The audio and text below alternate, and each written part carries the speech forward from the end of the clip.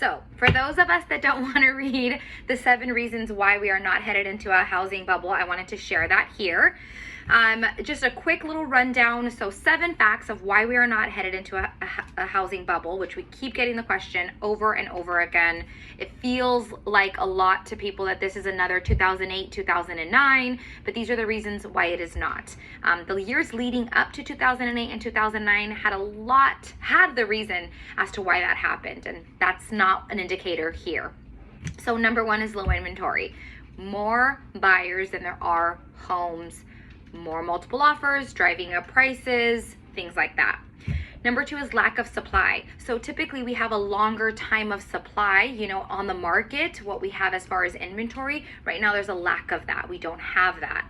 Number 3, favorable demographics. So millennials. We have 5 million millennials turning 30 this year, with all the idea, the majority of them, is to buy a home. That is really going to drive the market for the next few years that we haven't seen in other years past.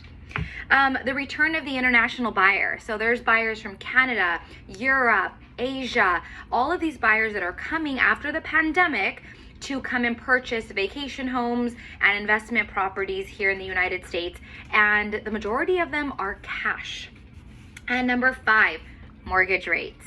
So mortgage rates being that they were in the 2s, and still a few are in the 2s, and in the 3s, that is incredible mortgage rates, and they plan, and the feds have supported this market with keeping them low, which we expect into 2022. So yeah, 2021, we might be the end of these 2s and 3s interest rates, but 4% is still an incredible interest rate. If you're my age, ask your parents. And number 6, tight credit. So in the early 2000s, lenders were lending on homes with nothing down, adjustable rate mortgages, balloon payments on less than favorable credit. So really poor credit standings, right? People who didn't necessarily know how to take care of their credit were being lent large mortgages at 0% down.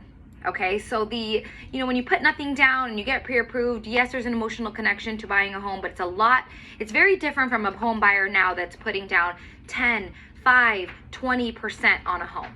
You don't walk away from that easily, and we don't have those kind of loans. So right now, the risky loans at the time in 2008 and 2009 made up about 40% of the market, of the mortgaged market. Right now in 2021, only 2% of the market are these risky loans. Number 7, greater equity.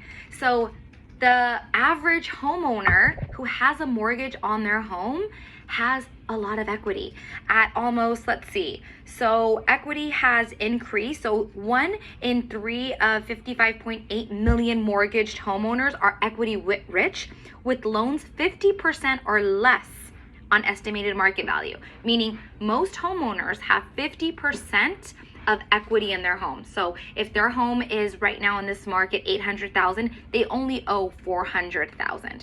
So say the market goes down $40,000, you have a lot of equity still in your home. That makes for a safer market. And then again, the mortgages are a lot safer than they were then. Those don't exist. So anyways, that's a quick crash course, 3 minutes and 48 seconds of why this market, we are not in a housing bubble. Read the post that I did, and let me know if you have any questions. Bye.